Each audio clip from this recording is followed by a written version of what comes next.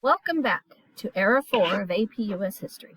In this video, we're going to be looking at topic 4.11, the era of reform that took place in the first half of the 19th century, paying particular attention to how these reform movements developed and expanded during the period. It is important to note that this ties into the development of an American culture, and also these are a product of the religious revival known as the Second Great Awakening, which we looked at in our last couple of videos. It's important to remember that with the religious goal of achieving salvation and people now having a role to play in their own salvation, they would have to lead good lives and not ignore problems of society, lest they risk their own salvation. So let's delve into this idea of reform. A big factor in the establishment of these reform movements was that they were largely a reaction to the cultural and economic changes that were happening because of the market revolution. In addition to that, the expansion of democracy, getting more people involved in the democratic process, meant that more people felt they had a role to play in areas of politics that affected society, wanting to improve society for the better. And naturally, the desire to reform society itself fits right in with this idea. There are several key areas where you can see this reform. So we will be looking at more of this religious reform, plus temperance, public asylums, education, abolitionism, as well as women's rights.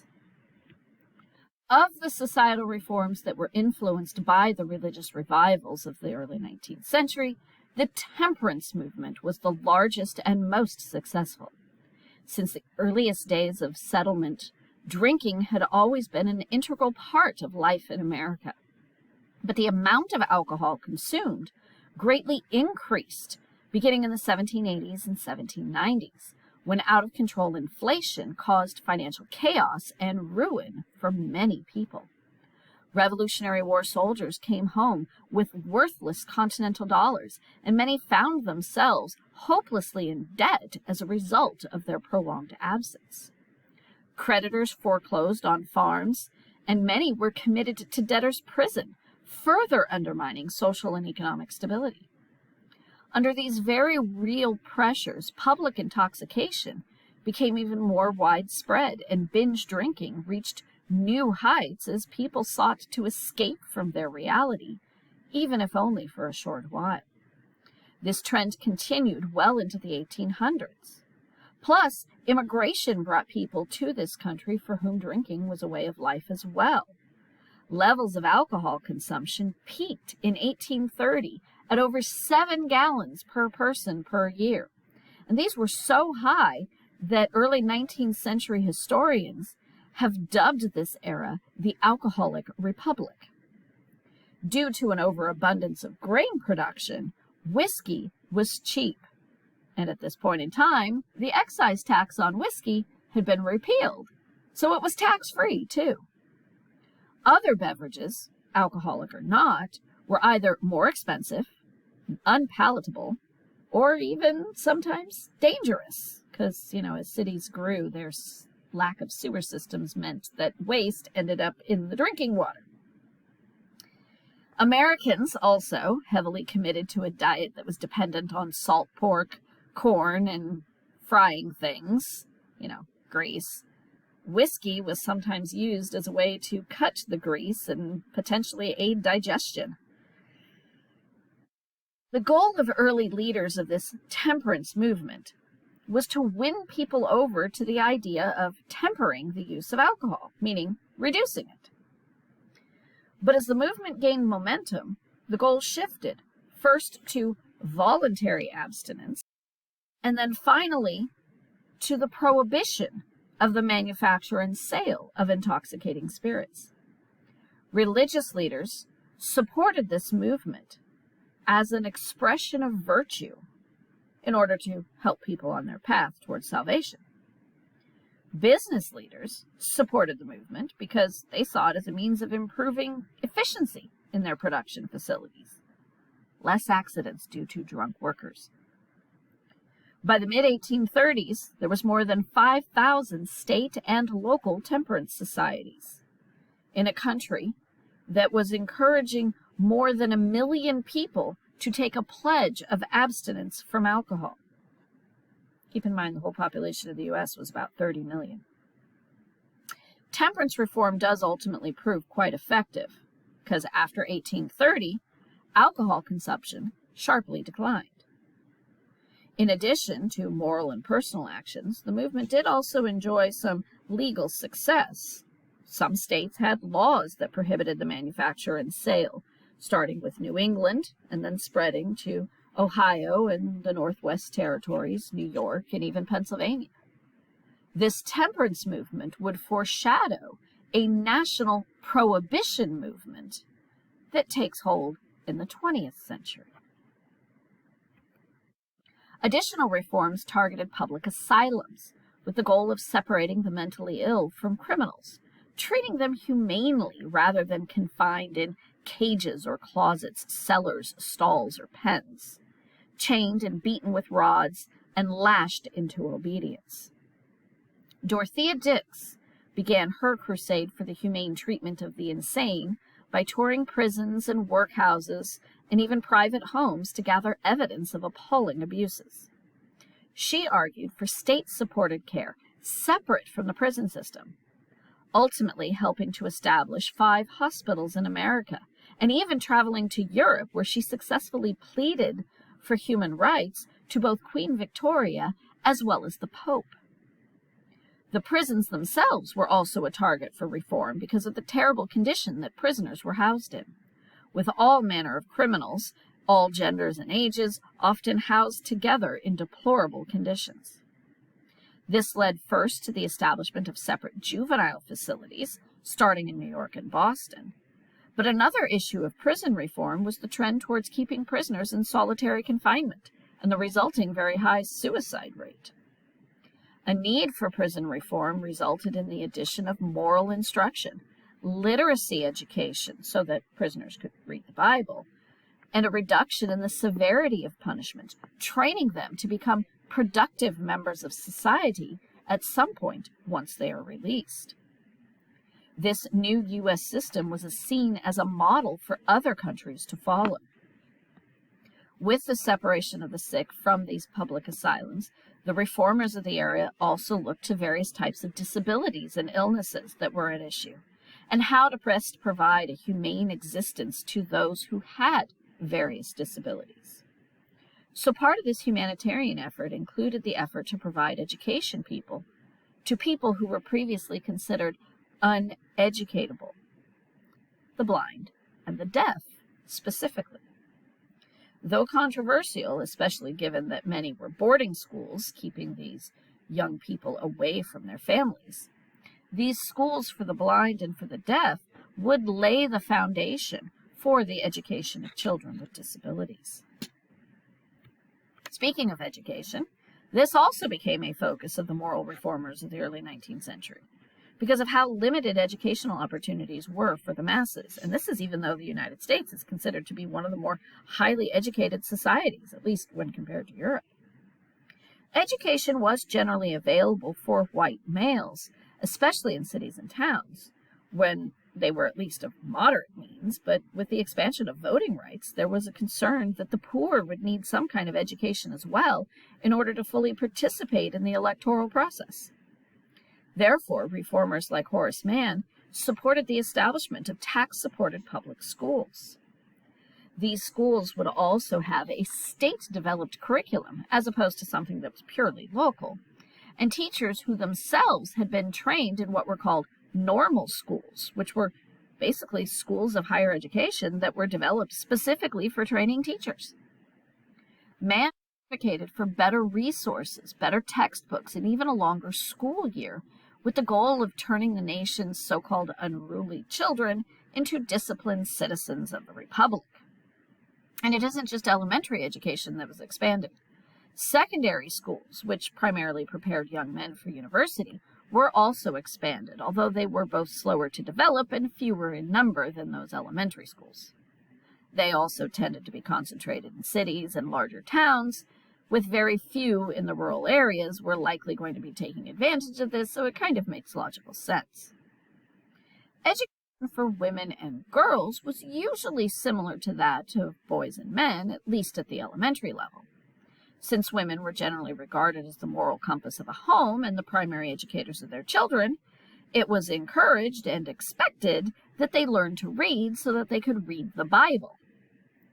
Public tax-supported higher levels of education for women and girls was generally non-existent, although you did have private education at the secondary and even the college level, at least at a limited degree, especially if you were wealthy enough to pay for it.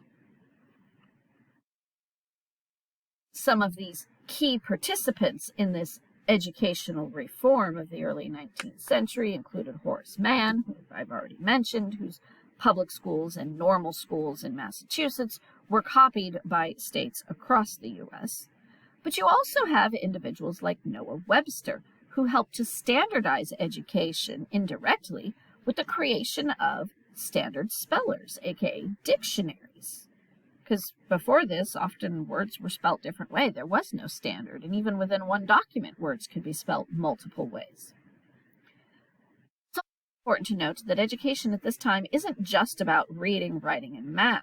Moral guidance, as directed by dominant religious beliefs, was also taught as part of the school curriculum. The Bible was regularly read, and prayers were regularly recited in public school classrooms. Because the various Protestant religions dominated, this helped to develop a system of Catholic schools that would educate Catholic children instead of having them go through these public school systems which were teaching Protestant ideals. There actually at one point was legal challenges to using private religious schooling in place of public schools, but ultimately the courts decided that private schools were legal and could be used in place of public education. The anti-slavery movement proved to be the biggest reform movement of the 19th century, since, let's face it, slavery was the biggest issue dividing the nation. Some states had abolished slavery in the aftermath of the Declaration of Independence or in the early national period. Congress had banned slavery from the Northwest Territories and even ended the legal international slave trade in 1808. But slavery itself and the domestic slave trade continued.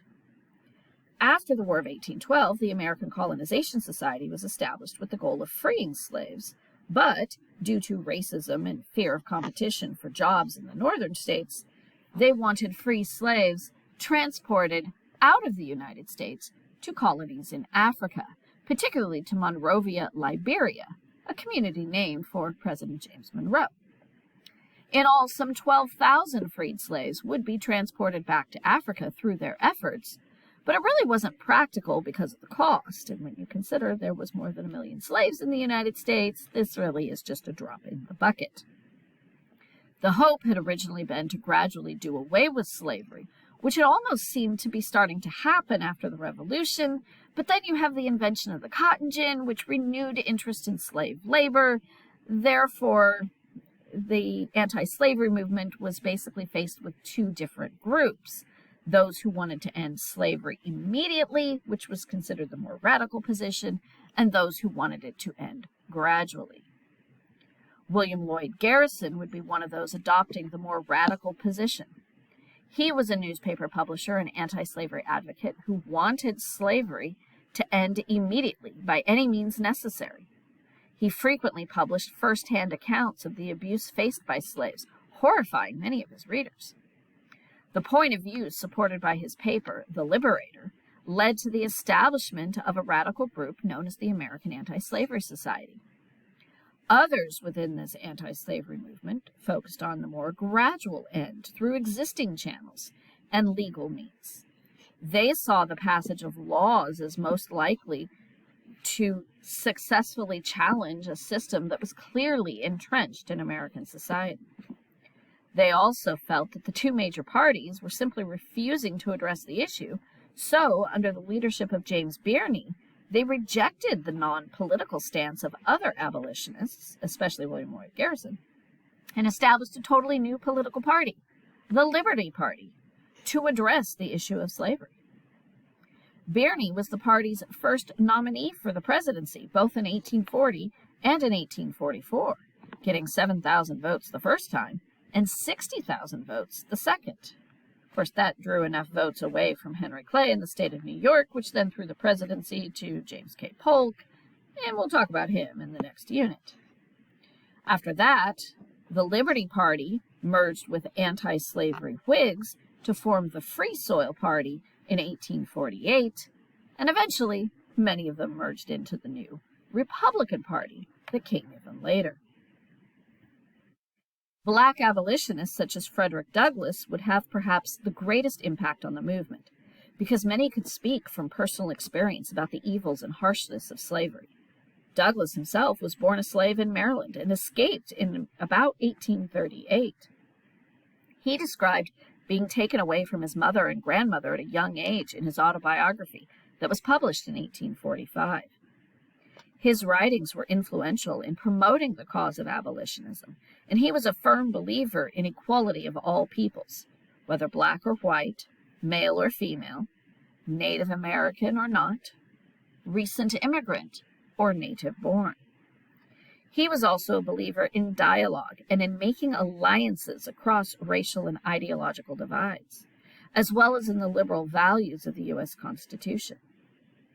In addition to ending slavery, he wanted to see African Americans gain equal rights, including bringing about an end to racism in the northern states.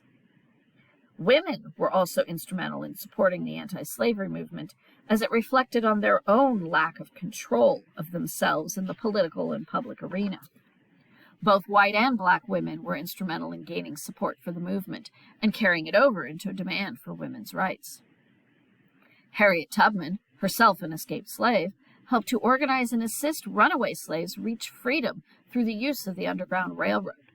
It had actually began in the early part of the 19th century and was an organized system of routes and safe houses to assist slaves attempting to run away. Initially, the efforts of this Underground Railroad helped slaves reach the relative safety of the northern states north of the Ohio River, where slavery had been outlawed. But after the passage of the Fugitive Slave Act in 1850, even those northern states were not safe, as slave catchers could seize anyone believed to be an escaped slave in order to return them to slavery in the South, and Northerners were required to assist in these efforts. So after the Fugitive Slave Act, the only true place of refuge was Canada, so the Underground Railroad stretched all the way to the border. When women faced discrimination towards their roles in these various reform movements, especially the anti-slavery movement, their efforts naturally evolved into a demand for rights of their own. But remember, this isn't a completely new idea. Even in the American Revolution, Abigail Adams was imploring her husband to, quote, remember the ladies, as he helped to create the new U.S. government. But at the time, women were ignored and pushed to the side, with men dominating politics and public life. During the era of the so-called cult of domesticity, a woman was seen as merely a way of enhancing the social status of her husband. By the 1830s and 40s, however, that climate had begun to change, as industrialization was reducing the need for large numbers of children to provide labor for farms and businesses. In addition, you had a number of rather bold, outspoken women championing various social reforms. Everything from prostitution to capital punishment, prisons, war, alcohol, and then, of course, as I've said, most significantly, slavery. This is putting women into the public and political arena, an area that had previously been dominated by upper-class men and was slowly expanding to include all men, because, expansion of democracy, expansion of suffrage. Many of these female activists began to question this idea of women being subservient to men and called for rallying around the abolitionist movement as a way of calling attention to all human rights. Two influential Southern sisters, Angelina and Sarah Grimke, called for women to participate in the freeing and educating of slaves. Lucretia Mott, an educated Bostonian, was one of the most powerful advocates of reform and acted as a bridge between the feminist and the abolitionist movement. She endured fierce criticism wherever she spoke. When female speakers sought to participate in a World Anti-Slavery Convention in London and were snubbed, Elizabeth Cady Stanton decided that we need to do something about this. So she returned home and organized the first convention for women's rights at Seneca Falls, New York in 1848. Under the leadership of Stanton, Mott, and Susan B. Anthony, the convention demanded improved laws in areas such as child custody, divorce, and property rights. Also amongst their demands was a right to vote, though this aspect made little progress until decades later. Inspired by the language of the Declaration of Independence, the Seneca Falls Declaration stated that men and women are created equal. But the slavery issue in the anti-slavery movement proved to be too great to overcome, and it occupied the nation's attention, at least until the growing sectionalism descended into war. Then you'll see a return to some of these other areas of rights. Well, that's what you need to know about the reform movements of the early 19th century for topic 4.11. Be sure to keep up with your reading, and I'll catch you next time.